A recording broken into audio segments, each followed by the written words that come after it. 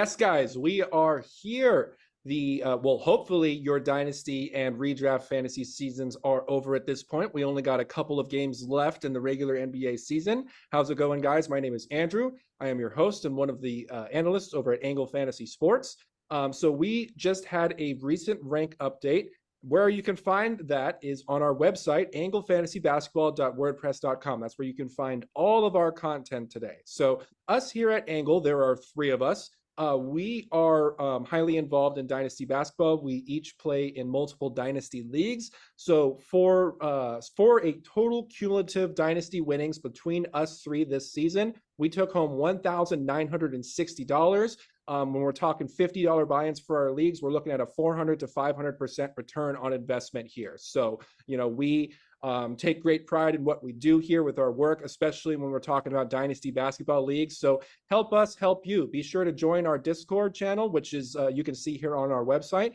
You can open up help tickets in our Discord where you can ask us analysts advice on trades, draft decisions, pretty much anything related to either your redraft or dynasty squad. So be sure to hop in there and just be sure to keep an eye on the website here. That's where all of our content's going to go. So our rankings, our articles, and our videos. So speaking of our big money analysts taking home a couple of titles between us three in regards to 30-team dynasty leagues, let's see our other analysts here. So first off, we got Mitchell. How you doing, buddy?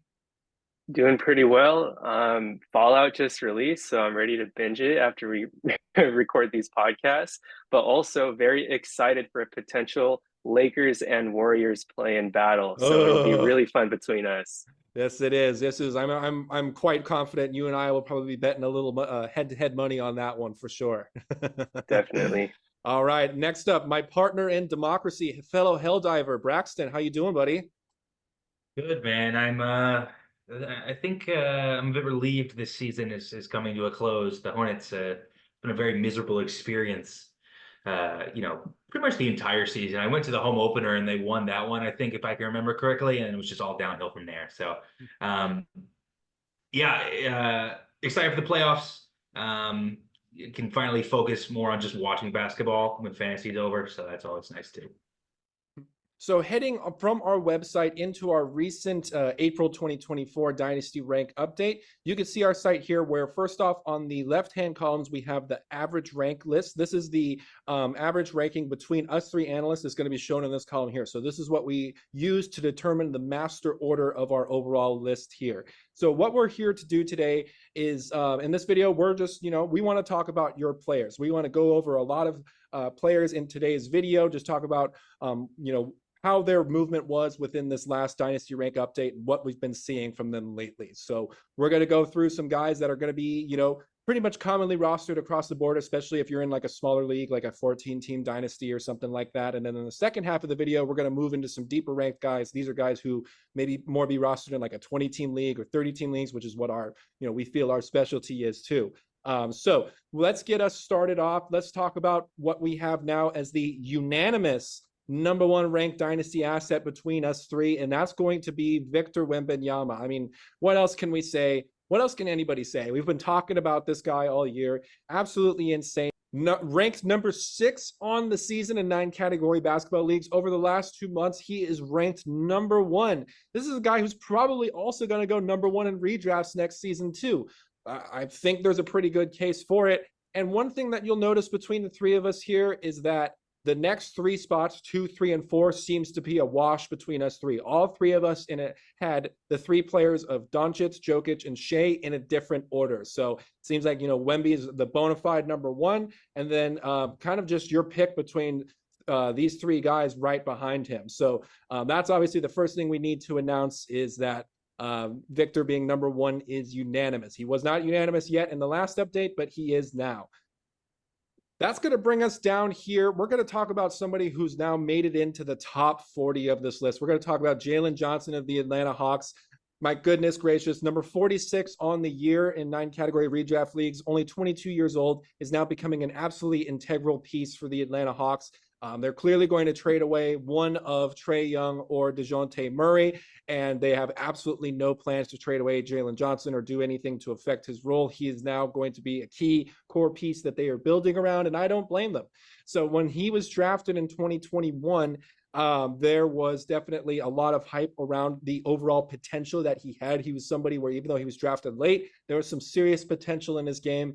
And now we are seeing all of that hit. And I think it's starting to become more common and accepted nowadays that some guys are going to spend 2 years, before they really start making an impact. This is something that's looked extremely commonly upon in baseball. Very rarely do number one picks or just first round picks in baseball go straight to the major leagues. They usually spend a few years in the minor leagues too. And I think basketball is starting to adopt this approach a bit, especially with players that are drafted outside of the top 5.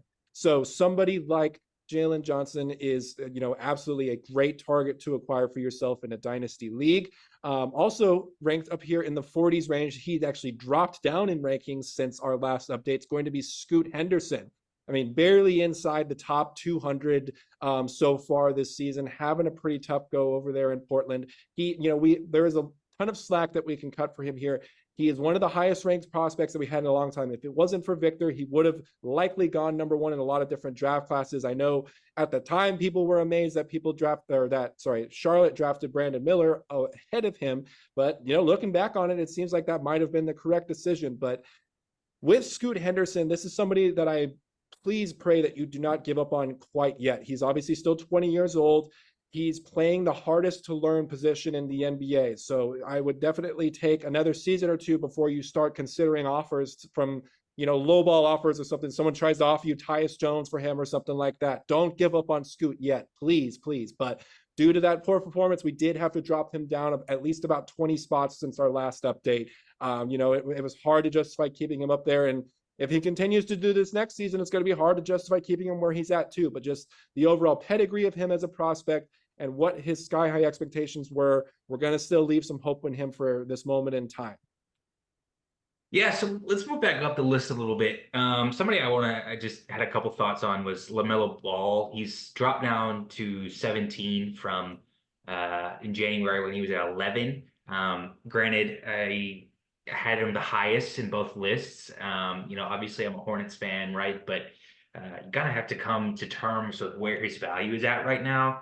When healthy, he's a top 10 dynasty asset, obviously, but he can't be close to 10 unless he demonstrates any kind of until he demonstrates any kind of long-term health.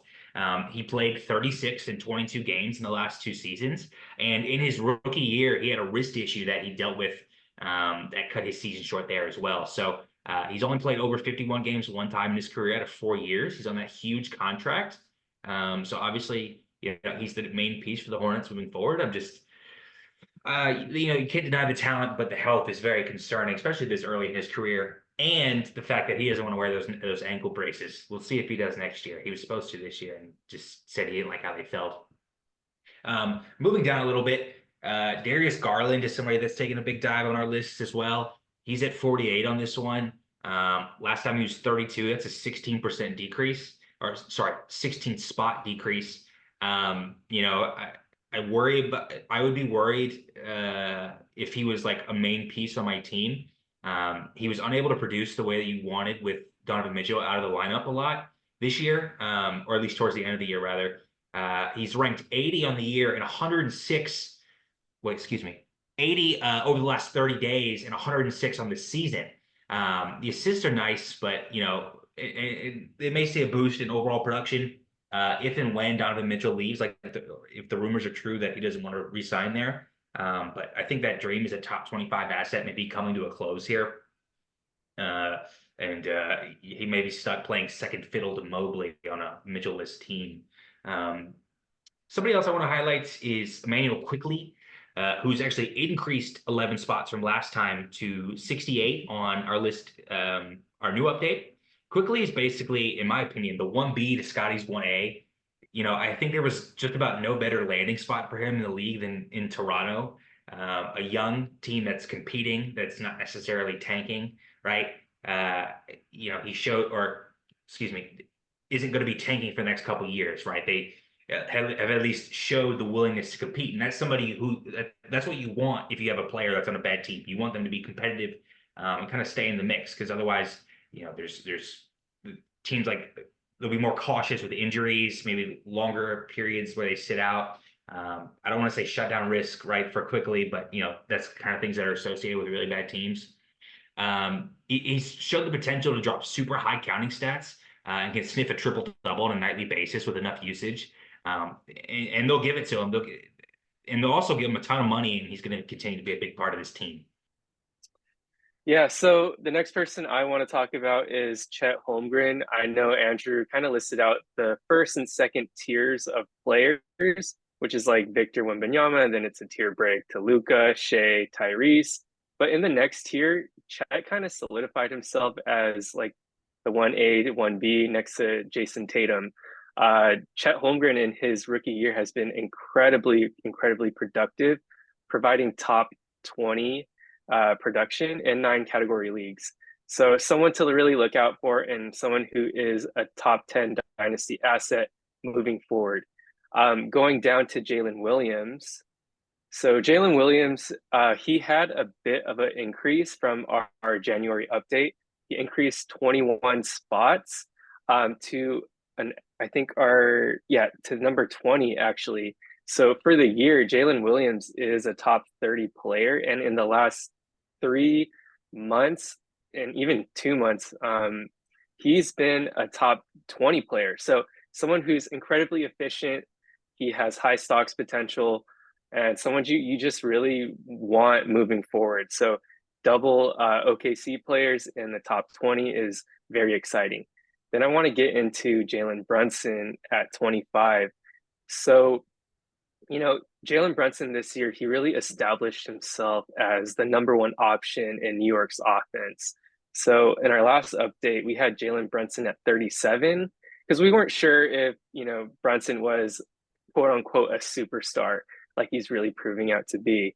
And even in the last couple months, I think last month he's averaging around 35 points a game. It's going absolutely ballistic. Julius Randle has proven he is not the number 1 option on this New York team.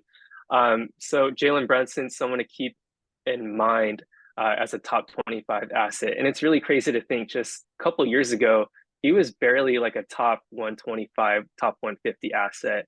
And now that he's on his own team with the Knicks, playing with his Villanova boys, he's really asserted himself moving forward as a key dynasty asset. All right, so the next one I want to talk about is Mikal Bridges at 51. So in our last update, Mikal was ranked at 34 as a collective. Here, we were still kind of high on him. A couple months throughout the season, we thought he could turn it around given his production to end last year, which was really, really amazing. He was scoring like 26 points per game on elite efficiency. But now that teams have been game planning for him as a number 1 option, all the efficiency has been down the drain, right? So over this season, he's been ranked 91, but the last 3 months, he's ranked outside of the top 100, last 2 months outside of the top 125.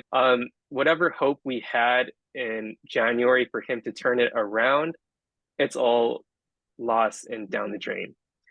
Next, I want to talk about Jonathan Kuminga. So in our last update, we had him at 108.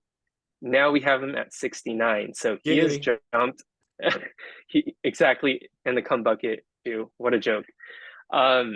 He has jumped 39 spots. So that has really been incredible. The reason why we had him in outside the top 100 is because he was getting benched. He wouldn't play in the 4th quarter.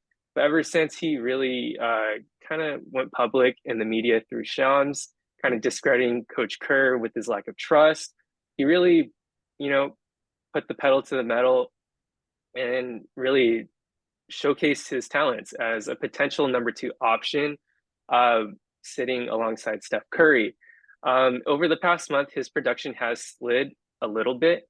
He was injured coming off, I believe it was an ankle injury, and he's slowly reintegrating himself. But yeah, we have him pretty comfortably within the top 75 because we've seen top 30 production over like a month or 2 month span before he got injured. All right, so let's start moving down the list a little bit here. Let's start approaching, getting towards the bottom 100 here, also approaching the outskirts of the top 100 here too. Let's start off with the Washington Wizards' Deni Avdija. Deni is ranked at 105 in redraft leagues for the season. He's 23 years old, and also being that the Wizards don't really have a lot going on for them right now, I personally think, outside maybe of Kuzma, that he's probably the best asset that Washington has, just because of everything he's able to do on the court and the numbers that he's able to produce. He's had remarkable improvements in catch and shoot 3-point efficiency, regular 3-point efficiency, scoring across the board in general. Also, be sure to check out our YouTube channel. We have a really cool Dynasty Outlook video about Deni Avdija in there too.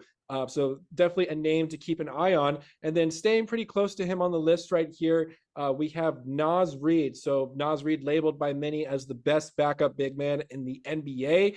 I'll shout out to DBC Jason, another Dynasty analyst out there. I saw a Twitter post from him putting Naz Reid within his top 75. And I could see that he and I are on a similar wavelength with that, because I personally put him at 84. So what you can see on the right-hand side is where each of us personally put somebody, which then is what resulted in their master rank on the average rank on the left-hand side there. So Naz Reid is somebody I have pretty high hopes for. And the key point here is potentially if one of those big men get moved out of Minnesota, either Towns, which I think is a more likely possibility, because Gobert is such a big part of what they do. This is something that could increase minutes for Naz. So Naz is at 126 right now across redraft leagues, and this is with part of the season having Karl-Anthony Towns and part of the season not having Karl-Anthony Towns too. So he's a great shooter. The scoring output has increased. Naz Reid is somebody I have a lot of hope for. Best handcuff in the league too. That's one of the best handcuffs that's out there. Absolutely right. And now we're going to get to somebody who I was high on in pre-draft season. Somebody who was not, I think I thought that I might have been wrong on in the beginning half of the season. And now in the back half of the season, maybe I was right about this guy. That's going to be coming in at number 148. This is Mr. Gradey Dick himself. So for Gradey Dick, what we're really looking at here is now that he actually is getting some good minutes, where the Raptors are looking to reset for next season, scoring 13 points per game, shooting 36% from three. So obviously the 3-point shooting is gotten a lot better. And, one thing that Coach Darko talked about is he wanted Gradey to put on weight. And pretty much after it seems like he did put on a little bit of weight, is when he started to see his minutes increase too. He's playing around 30 minutes per night lately. So that's over the last month, where he's averaging, 13 points per game, shooting 36% from three. Somebody to keep an eye on moving forward, the former number 13 overall pick from last year's draft. I'll touch on somebody I want to touch on real quick is Coby White. He's at 86 on this list. It's up 12 spots from 98 on our last list. This one is really tough for me to evaluate, just because of he plays a ton of minutes, right? I mean, is this going to be the norm for him moving forward? Billy Donovan might be on the way out. He's averaging over 36 minutes per game. He's third in total minutes behind Sabonis and his teammate DeMar DeRozan. And with that being said, he's 91 on the season, ranked 91 on the season, while he's on the floor that much. But if the minutes drop to 30, is he able to crack the top 100? As things stand now, I do think he's up there. He should be around the top 100 asset and inside of it. But something really to watch for is what happens with I guess they did extend Vucevic, but what happens with DeMar DeRozan in the offseason, as well as what happens with that coaching situation? Because if a new coach comes in, he's like, I don't want to play people over 36 minutes. Could be a little cause for concern there. Somebody else I want to touch on real quick is Cam Johnson. He is at 109 on this list. He's down 24 spots from 85 on our previous list. This one's really simple. An efficiency and usage-based player. He's going to take a big dip when the efficiency and usage dip. Possible buy low for next season if you anticipate a bounce back. But he's outside the top 140 on the year, and he barely turns the ball over. So, it's got to be pretty bad. And then next, I'll do Vince Williams. This is our biggest riser from last our previous list. 91 spots, up from 212 to 121. He's shown that he's an NBA rotation player, but does he see enough usage on a healthy Grizzlies team to be 12-team relevant?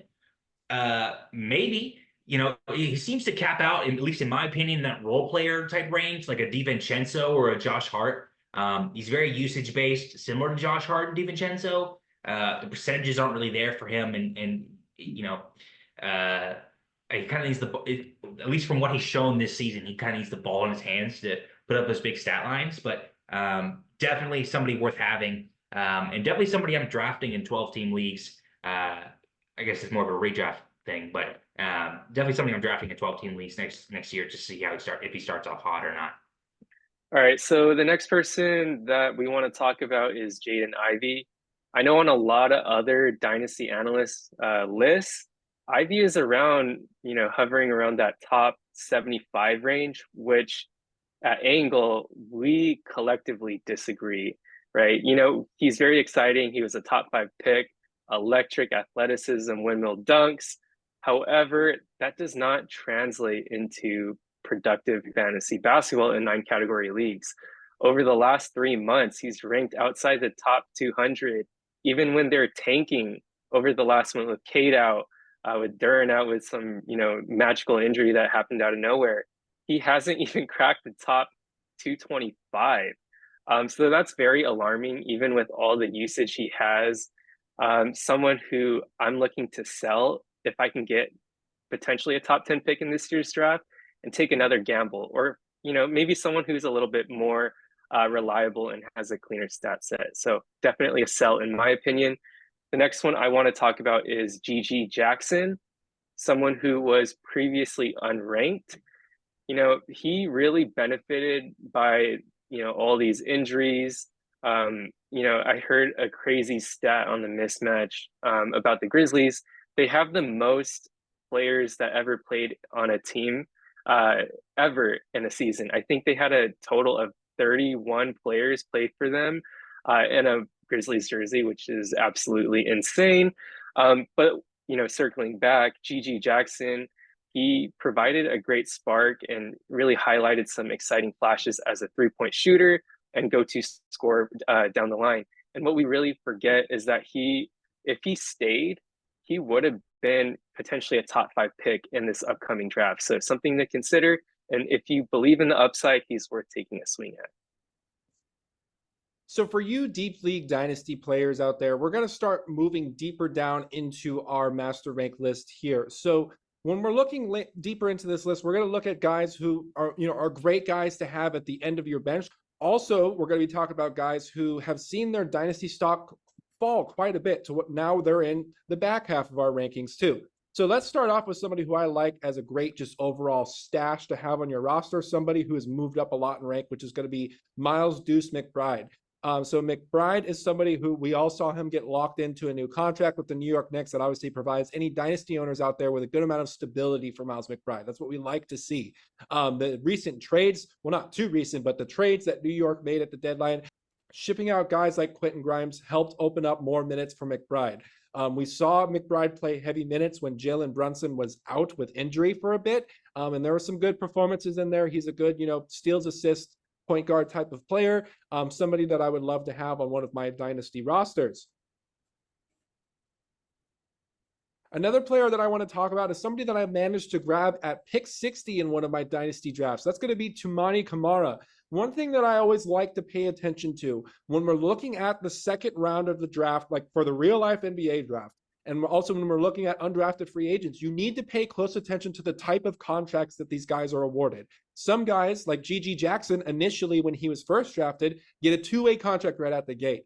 Other guys like Toumani Camara got a full year guaranteed deal right out of the draft. These are guys, another guy like that was Trace Jackson Davis. These are guys who you should pay much closer attention to, because a contract status has a lot to do with potential playing time. If somebody's in the on a two-way contract, they're obviously going to play with their eligibility, moving them up and down from the G League, things like that. But if somebody's on a full year deal, like Jackson Davis was and like Camara was, that's a huge sign about the incentive that an NBA team has when they're signing this player. Camara at the time was drafted and signed by the Phoenix Suns and then shortly traded to the Portland Trailblazers afterwards, where he got a good amount of minutes. A nice points, rebounds, triple one potential player, good guy to have at the end of your roster. Another one of these players is, one of my favorite dynasty guys to have. I have him on a lot of my rosters, is Simone Fontecchio, the Italian stallion, Simone Fettuccini himself.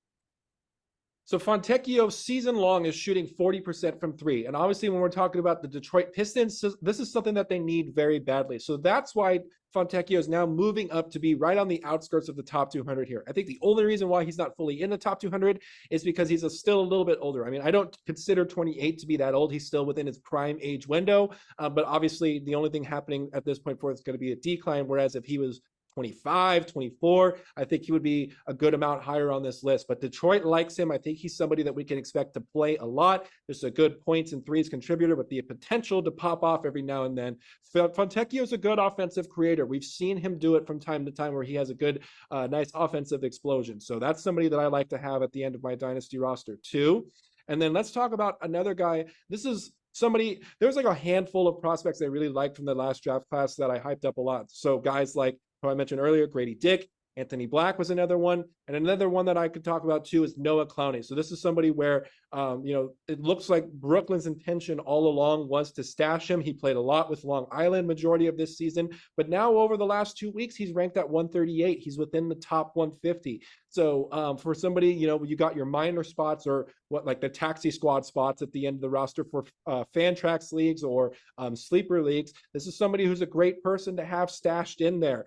Nice points, rebounds, triple one stat set type of players. So love to see that happening for Clowney. And you have to look at the Nets roster situation too. Nick Claxton's going to be a unrestricted free agent. So the potential of Clowney and Day'Ron Sharpe, I like that a lot over this offseason. Next, I want to talk about PJ Washington. He's at 153. Lastly, he was ranked 122. It's a 31 rank decrease. I really love that trade in real life for Dallas, but he's really not seeing that usage he's going to need, or he needs to crack the top 100. He's shown previously in Charlotte he can be that 1-1-1 guy. I don't know if he's going to hit that in Dallas. He's just not getting enough shots. I mean, the minutes are there, and he's playing, right? But if the shots aren't there and he doesn't have the scoring upside he did in Charlotte, just a bit concerned of his value. I think he kind of turns into somebody that sits in that elite streamer category in shallower leagues. Again, that's a redraft thing. Not really like a dynasty. He's definitely a hold in dynasty, but I kind of view him along the lines with somebody like Royce O'Neal, where, they'll help you and they're not going to hurt you or anything like that, but they're going to be a huge contributor to your team. Next, I'll talk about Tre Mann. He was unranked on our last update. And he's all the way up to 164 now in Charlotte. He seems to be a real piece for the Hornets moving forward. And depending on who they draft with their early pick, he could profile as a starting two guard for Charlotte next year. That is if Brandon Miller, if they move him up to the 3, Bridges at 4, and Mark Williams at 5 if he's healthy. Just somebody I really like. He's shown that he can stick around the league. It felt like he was kind of on the outs before that trade, and it seems like he's here to stay, at least for a while now. And then next, I'll talk about Ben Simmons, who comes in at 199, a 51 rank decrease from previous. There's really not much to say here. There was a report that came out today that the Nets do plan on bringing him on the team next season, which, I'd hope so, but that's not really it doesn't really keep your hopes high in terms of how big of a part of the team he is.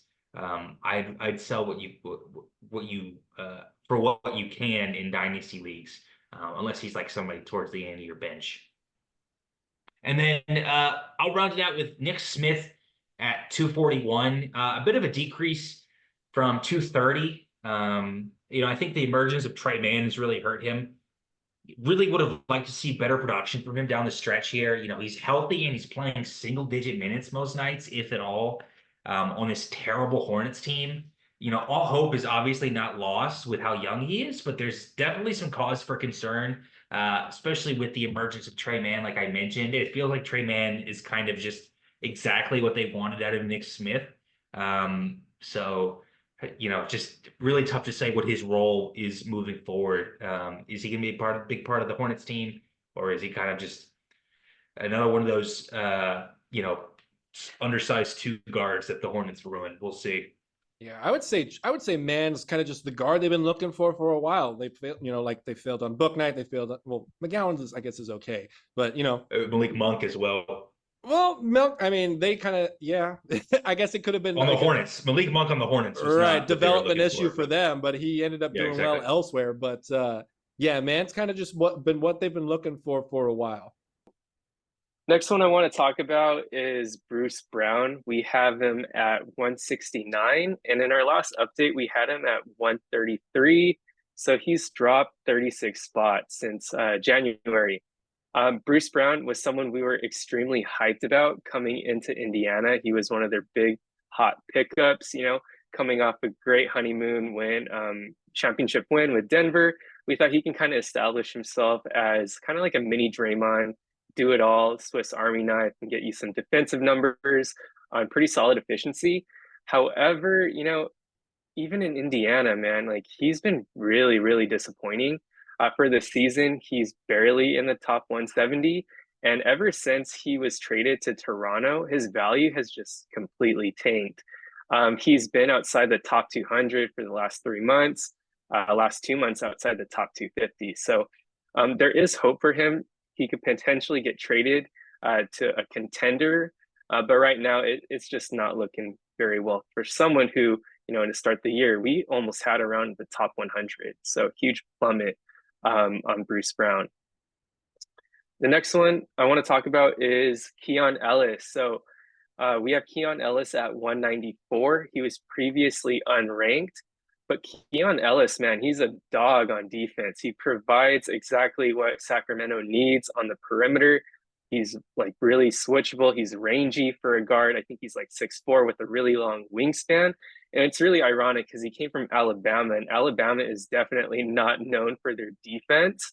However, he's someone who is exactly what the Kings wanted out of Davion Mitchell. Someone who has that dog in him, but also someone who is pretty respectable from the three-point line. And he's also shooting pretty solid free throws at around, let me see, I think he's shooting around, 80% for the year. So Keon Ellis, I think he's a long-term staple. I do want to say, though, Kevin Huerter is out for the season. So there could be an increase, a reason for increase for Keon Ellis's value, but he does fill that defensive need that Sacramento desperately needs. And then for the last spot, I do want to talk about Brice Sensabaugh. So in our last rank, he was at 262. He's cracked into our top 250 at 228. He was someone that kind of went under the radar as Utah was trying to compete early into the season. But now I think they lost like their last 12 games. So Sensabaugh has had that opportunity to kind of showcase his talents as a scorer. Before the draft, he was actually mocked within the top 10 to 14, Andrew, I believe, when we were doing our early research. So just keep an eye on him. Maybe you could buy low if people still aren't believers. He is someone that's very interesting if he could put it all together. Yes, nice offensive prospect over there with Sensabaugh, who he's actually at rank 232, so a little not too far off from 228, pretty much in the exact same spot. But yes, I agree. Sensabaugh is a very, very interesting offensive prospect overall. So that's going to wrap it up for us today. Just talking about, general movement that's gone on with this average rank list here for our dynasty rankings. This what's probably going to be the final update of the 2023-2024 season, because our next updates are going to start incorporating the 2024 rookie class. So that's going to do it for us today. We covered a total of 30 players, just overviewing how the movement has been going with this last update. What we're going to be doing coming up here soon is going to be another episode of Rank Wars, and this is where we attack each other's personal ranks and we bring into question where some of us put a specific player at. So be sure to check that episode. But thank you for tuning in today on behalf of everybody, us here at Angle. We wish you all a very prosperous off season. We hope that you guys had a very profitable fantasy and or dynasty basketball season this year. Just be sure to hop into the Discord server because we do have a 30-team dynasty basketball startup league that's going to be coming soon. So if you want to be into that, the Discord server is going to be the first place to know. Again, anglefantasybasketball.com. Check that out. That's where all of our content's going to go. Thanks again for watching, everybody. See ya.